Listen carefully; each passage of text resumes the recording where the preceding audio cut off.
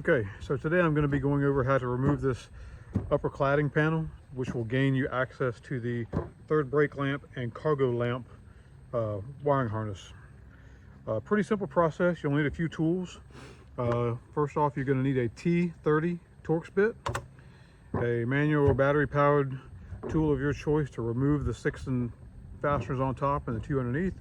And while it's not 100% necessary, but having some form of a panel trim clip removal tool is pretty handy in this process.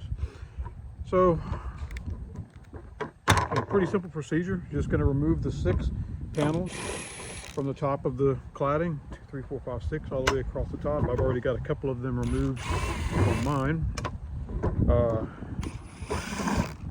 Once these 6 are removed, you're going to move to the underside of this panel. On either side, right next to the inner sail panel wing, there's going to be 2 more M6 fasteners, exactly like what you removed off the top in these side pieces. Let me see if I can get you a view of those real quick.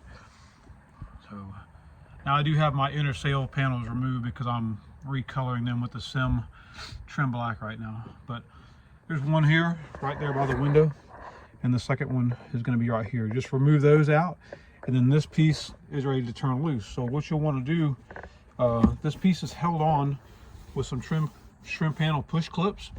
So you're going to have to get under this edge and give a sharp tug, and you'll pop these trim clips out of their holes that are holding them in.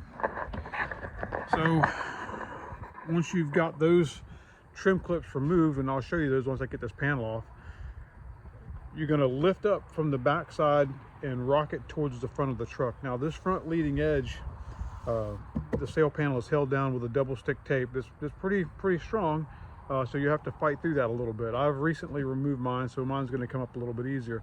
But as you rock it towards the front of the truck, you'll actually remove it from this tape, pop it off, and then you're going to gain access to this wiring harness. So this is where your trim tool comes in handy. Is you can just pop these Christmas trees trim clips from the cladding, so that this cladding will, you can separate it and set it to the side or whatever.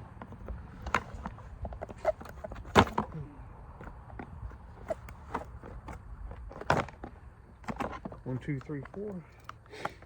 That's done. And then lastly, all you need to do is separate that harness there, and now your cladding can be set aside.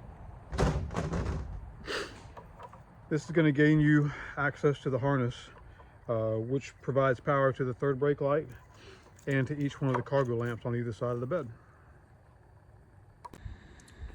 Once you get this upper panel removed, now is a perfect time to get you a plastic scraper or heat gun if you got it, and remove this double stick tape all the way across the top of the roof panel here, because you're going to reapply some new double stick tape before reassembling this unit up here. Also a good time to check your fastener holes, make sure they're cleaned out. Look for any surface rust. I show a little bit here on mine. I'm going to put a little bit of rust inhibitor primer on that before I reassemble. So now is just a good time to clean everything up and make sure there's no damage underneath the panel here.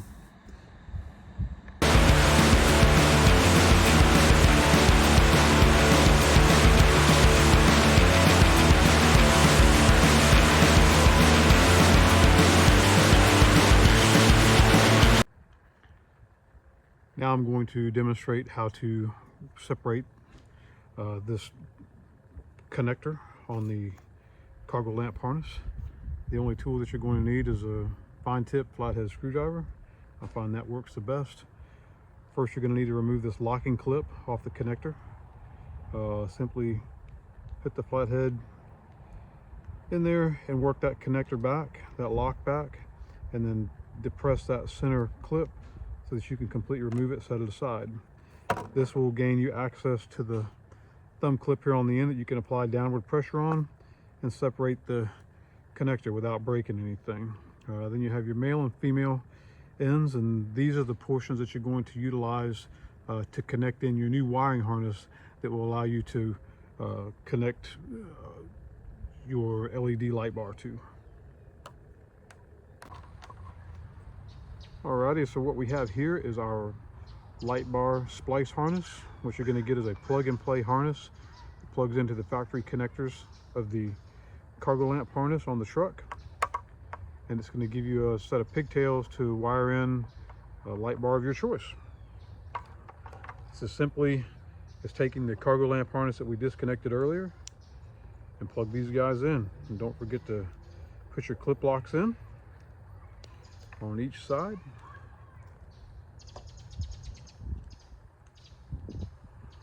Alrighty. So once those are plugged in, now you can wire this up, whether you have a light bar of your choice or if you utilize our front mount rack with the extruded aluminum channels to mount a light bar of your choice on that. What you'd want to do at some point is determine where in the cladding you need to drill your access hole for the wires from your light bar to drop down through, and then simply splice these wires into it with connectors of your choice. Just that simple. I chose to drill my hole in the raised up portion of the cladding here to give me a little bit of additional room underneath for any curvature of the wire. So my wiring harness will come through here, and now my upper panel is ready for reassembly.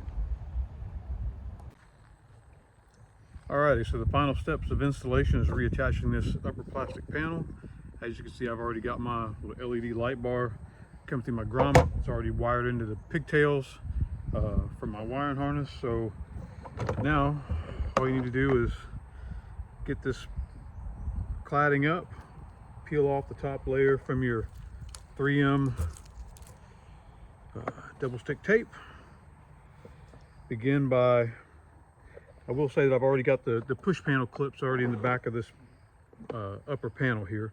So start by lining the mounting holes up on this upper piece, still kind of lifting up on this tail end, and then just work it into place.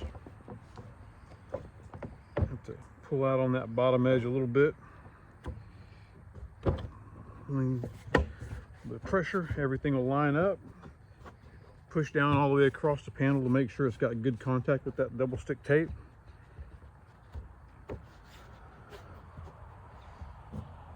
And then basically going to give a swift pat with a flat palm to your push panel clips to where they all snap into place. You'll hear them physically snap into place. And you're all set. Now all that's left to do is reattach your fasteners to these mounting holes. I like to get them started by hand first before using any form of if you decide to use a cordless driver on it, keep you from cross threading anything. And don't forget your the two M6 connectors that are going to go up underneath this panel, the sail panels as well. And that's it. That's the reinstallation of that top panel.